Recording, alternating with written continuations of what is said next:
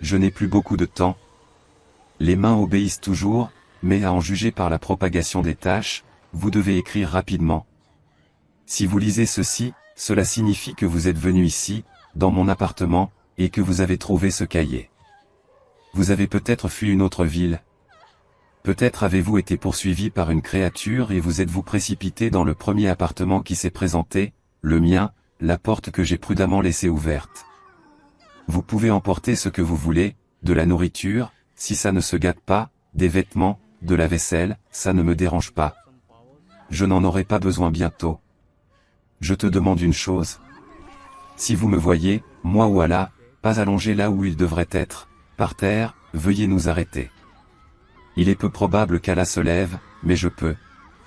La première fois que je l'ai vu, c'était mardi. J'allais travailler à l'usine le matin, et il se dirigeait vers moi. Bouger est un meilleur terme, car marcher est difficile à appliquer à sa démarche chancelante, irrégulière et mécanique. Ce n'était pas tout à fait un sans-abri, mais plutôt un clochard, comme il y en a dans toutes les grandes villes, des autostoppeurs, des mendiants avec des sacs à dos et des casquettes pour la petite monnaie, dans lesquels il faut jeter de l'argent sur la route de l'Altaï.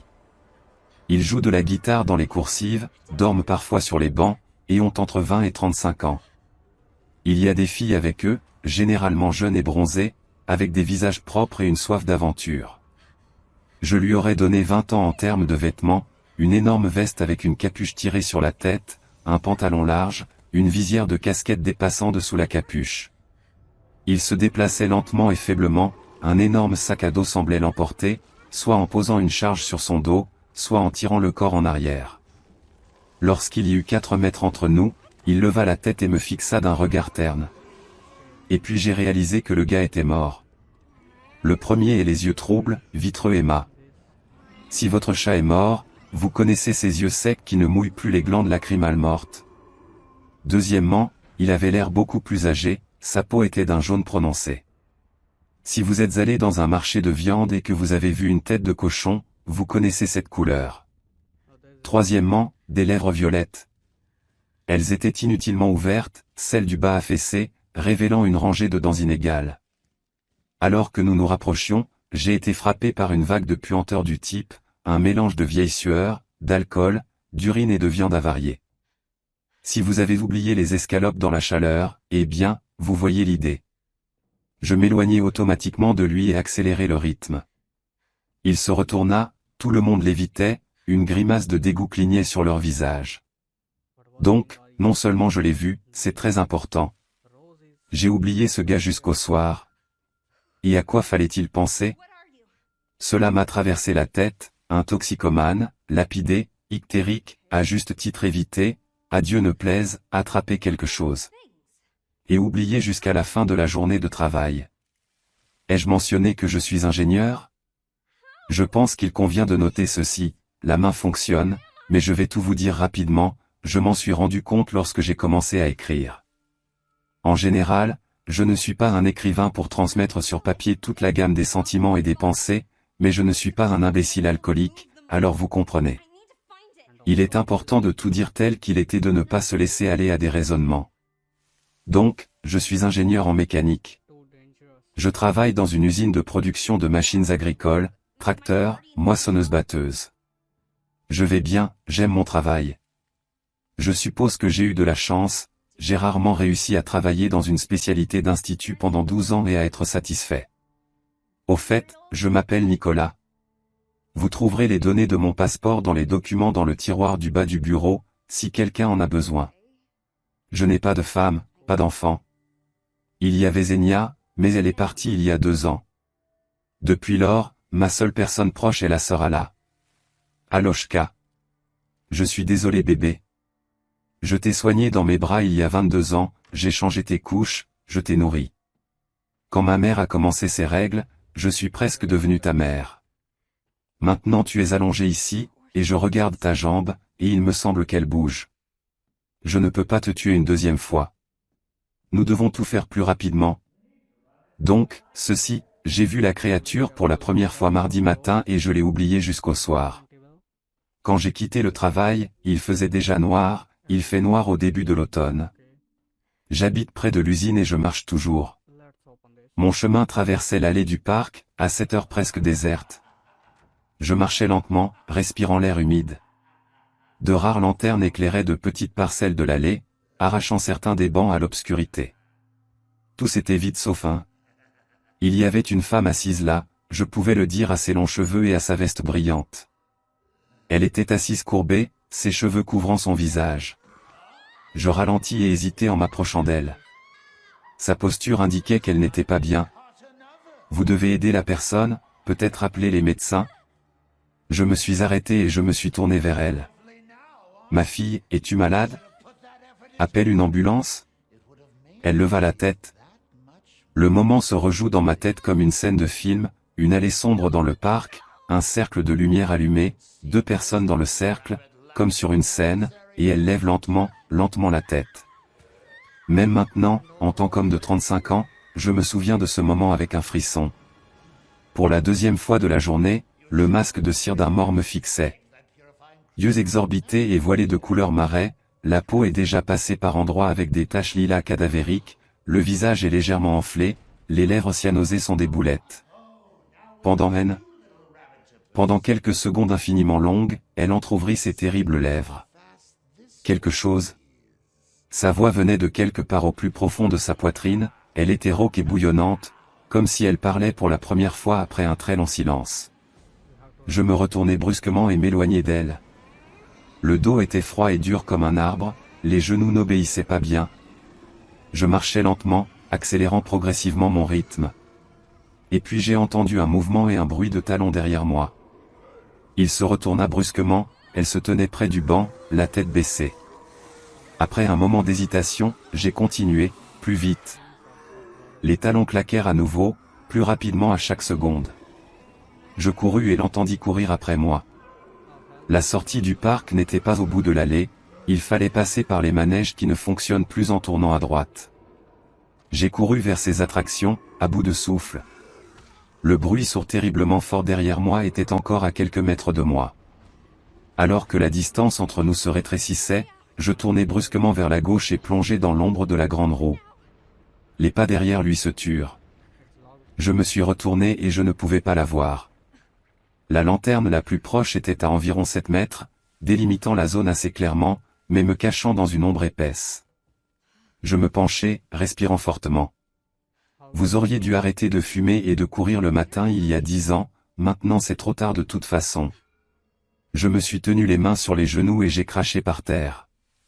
Je ne savais pas où le défunt était allé, je n'y ai tout simplement pas pensé à ce moment-là. Finalement, je repris mon souffle et me redressai. La peur a recommencé à monter, gelant mes genoux. J'étais sûr que je me retournerais et que je la verrais derrière, comme dans un banal film d'horreur. Il n'y avait rien à portée de main comme arme, à l'exception d'un trousseau de clés. Je la serrai dans mon poing et me retournai brusquement. Derrière, bien sûr, il n'y avait personne. Je me suis retourné et j'ai trouvé le moyen de sortir du parc avec mes yeux.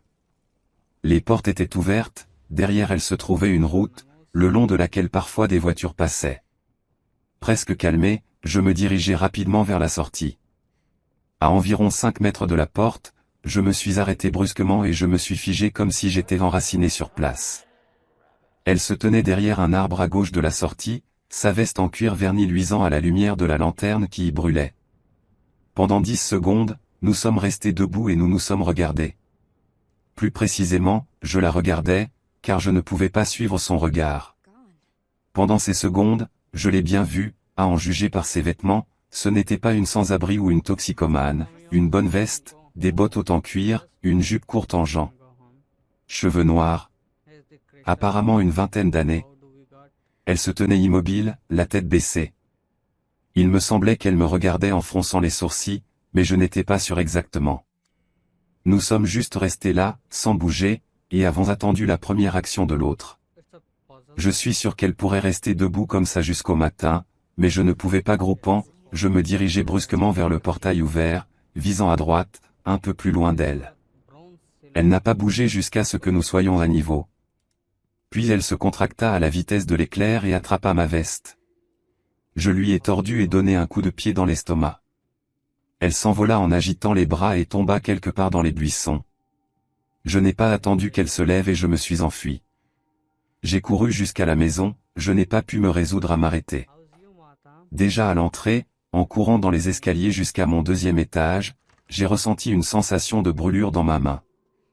En ralentissant, j'ai examiné le pinceau et je suis devenu froid, il y avait une égratignure assez profonde près du pouce. J'ai commencé à me souvenir frénétiquement et j'ai réalisé qu'elle m'avait griffé quand je l'avais frappée au ventre. Je suis rentré chez moi avec le sentiment d'être condamné à mort. Pour ma part, je comprenais déjà ce qu'était cette fille et ce qu'elle voulait de moi. Bien sûr, ce n'est pas une morsure, mais on ne sait jamais, c'est du poison cadavérique, dont tout est imbibé comme une éponge. Tout d'abord, je me suis lavé les mains avec de l'eau et du savon, puis j'ai traité la plaie avec du peroxyde d'hydrogène et j'ai généreusement enduit de verre brillant, en le versant directement à l'intérieur. La brûlure chimique ne m'a pas fait peur, elle m'a fait peur tout à fait différemment. J'ai pris une douche chaude, et juste au cas où, j'ai tout jeté, y compris ma veste, dans la machine à laver. Après m'être versé du thé, j'ai commencé à analyser la situation. Vous comprenez, il est très difficile de comprendre et d'accepter réellement que vous êtes face à quelque chose de surnaturel. Je le répète, la pensée d'un mort-vivant vous donne honte de vous-même, comme si vous étiez surpris en train de faire une activité indécente. Sauf si vous avez 15 ans, bien sûr. J'ai déjà 35 ans, alors j'ai commencé à réfléchir. Si le gars du matin pouvait vraiment être un junkie ictérique, alors comment pouvez-vous expliquer la situation avec la fille? Même si son visage mort est attribué au jeu d'ombre et de lumière dans un parc sombre, comment comprendre le comportement? Pourquoi a-t-elle couru après moi? Pourquoi attendiez-vous à la porte? Une jeune fille fragile de 20 ans contre un grand homme adulte? Pas une seule pensée normale ne m'a traversé l'esprit. Maintenant, je me souviens d'il y a 5 jours et je ne suis pas surpris de ma naïveté. Oui, je ne pouvais pas croire, et qui peut? Qui reconnaît immédiatement un loup-garou dans un énorme chien? Ou un extraterrestre dans un monstre nu? Jusqu'au bout, ils seront pour nous un énorme chien et un monstre, pas plus. C'est ainsi que fonctionne notre cerveau. Des milliers de processus se déroulent dans la matière grise par seconde, qui visent à retenir notre monde et à l'empêcher de s'effondrer en morceaux. Au bon moment pour ne rien remarquer, donner un A. Socialiser, remplacer un souvenir par un autre. Le moindre pépin et vous êtes fou. J'ai été distrait. C'est de plus en plus difficile à écrire, des sortes de mains en bois, la couleur, c'est dégueulasse à regarder. Vous devez terminer au plus vite, et mon raisonnement ne vous est d'aucune utilité. En général, vous comprenez comment je les ai rencontrés pour la première fois il y a 5 jours. Ensuite, c'est devenu bien pire. J'en ai vu 5 mercredis. L'un, en costume formel, était assis sur un banc avec un journal. Les gens passaient, accélérant le pas, comme s'ils ne remarquaient pas son crâne chauve, couvert de moisissures. Cependant, j'ai vécu la même chose.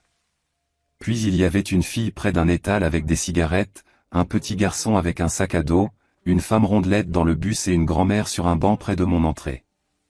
J'ai remarqué qu'il avait l'air pire qu'hier, plus de traces de décomposition sont visibles, plus de mouvements inhibés. Je ne connais pas et ne peux pas connaître la cause de ce qui s'est passé, mais je pense que c'est une sorte de virus qui transforme les vivants en morts, en contournant le moment même de la mort.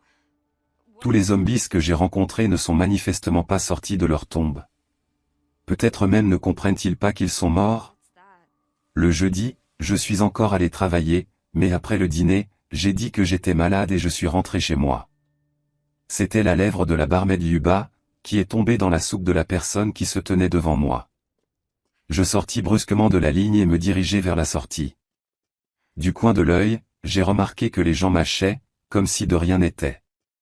Maintenant, ils étaient partout. Vendeurs au supermarché. Maman avec poussette. Travailleurs sur la route. Il y en avait 10% par rapport aux gens normaux, mais les gens n'ont en aucune façon réagi aux créatures. Comment aurais-tu dû réagir? Ils se comportent calmement, n'attaquent pas. Quelqu'un doit faire le premier pas, mais ce ne sera pas nous. Comment imaginez-vous cela? Sauter dans la rue avec un fusil de chasse et commencer à les tuer? Et si ça ne les arrête pas? Et si le virus se propageait plus vite? Mieux vaut attendre, peut-être que le gouvernement agira. Peut-être qu'il accepte déjà, ils ne nous disent rien pour éviter la panique. Je n'ai pas quitté la maison vendredi. C'était insupportable de les voir, de sentir leur puanteur et de faire comme si de rien n'était. J'ai appelé le travail, j'ai dit que j'étais malade, mais, en entendant la voix gargouillante de Marina, une employée, je n'ai pas pu le supporter et j'ai raccroché. Toute la journée, je me suis assis dans une sorte de stupeur, cliquant sur les chaînes à la recherche de nouvelles, mais je n'ai rien entendu de valable.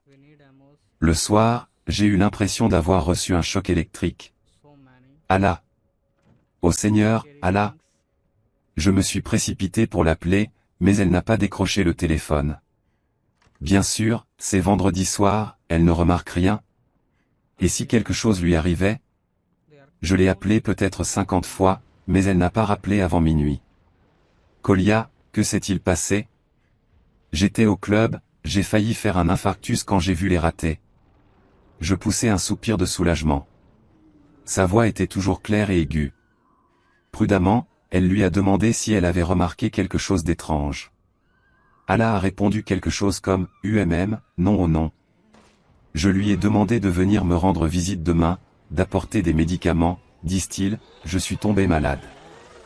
Je devais simplement la rencontrer, m'assurer que tout allait bien, lui parler du danger, qu'elle ne voit pas pour une raison quelconque. Allez, c'est comme si nous pouvions voir au-delà de notre nez jusqu'à ce que nous frappions de front. Aujourd'hui, elle est venue. Je lui ai ouvert la porte et mon cœur a raté un battement.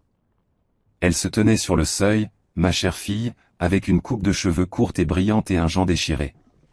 Et elle était morte. Le pire, c'est qu'elle ne semblait pas s'en rendre compte elle-même. Allah m'a étreint d'un bras, m'aspergeant d'une vague de puanteur, et s'est faufilé en agitant un sac avec quelque chose de sucré. Je revins à moi pendant quelques instants, l'écoutant gazouiller depuis la pièce. J'ai remarqué que sa voix restait presque la même, mais l'enrouement sur les notes aiguës était toujours présent. Je suis entré dans la pièce, et tout ce qui s'est passé ensuite, je ne m'en souviens presque pas. Je me souviens de ses yeux troubles qui sont passés du bleu au presque blanc. Son oreille à moitié pourrie, d'où à un moment donné la boucle d'oreille est tombée, laissant derrière elle une bande de rupture. Je me souviens comment je lui ai crié quelque chose, et elle a crié en retour. Du fait que j'ai des hallucinations, de la maladie de ma mère, des médecins. Peut-être aurais-je dû l'écouter, retourner dans le monde de l'illusion, fermer les yeux sur tout, si je n'avais pas vu ses lèvres bleues craquelées, le piercing sur lequel était entouré de moisissures, ses yeux voilés, son oreille déchirée et pointue, les extraterrestres juste devant moi. Je me souviens comment je suis entré dans la cuisine, elle s'est précipitée après moi, j'ai attrapé un marteau et... C'est l'heure. L'égratignure que cette chose dans le parc m'a donnée a déjà propagé l'infection. J'ai regardé dans le miroir et j'ai vu comment le teint changeait. Les doigts ont déjà séché et jauni, il devient de plus en plus difficile d'écrire. J'ai trouvé les pilules que ma mère prenait avant de se jeter par la fenêtre. Cela fait 5 ans qu'ils sont périmés, mais peu importe, c'est encore mieux ainsi. En plus, il y en a beaucoup. La porte est ouverte, j'écris dans la cuisine pour voir Allah. Je pense qu'elle bouge, mais je ne suis pas sûr. Sa tête s'est transformée en désordre, il est peu probable qu'elle se lève maintenant. Un zombie est vivant tant qu'il a un cerveau, n'est-ce pas? Je demande une chose, si vous venez ici et que je sors pour vous rencontrer, le marteau est sur la table. Faites-le, arrêtez-moi. Je ne suis pas un héros qui sauvera le monde des zombies. Je ne suis qu'un de ceux. Des milliers de victimes qui errent dans une foule à la recherche des protéines qui se trouvent dans le cerveau des vivants. Il est temps de prendre les pilules. Buvez. Jusqu'à présent, rien ne se passe, mais je peux sentir mes jambes devenir froides. Légèrement nager devant mes yeux. L'écriture est très difficile, les mains n'obéissent pas. J'ai accidentellement vu un miroir, étrange. Probablement, les pilules fonctionnent, les hallucinations ont commencé. Dans le miroir, je suis normal, seulement pâle. Et la jambe d'Alina est normale. Je sais que c'est à cause des pilules. La matière grise se meurt,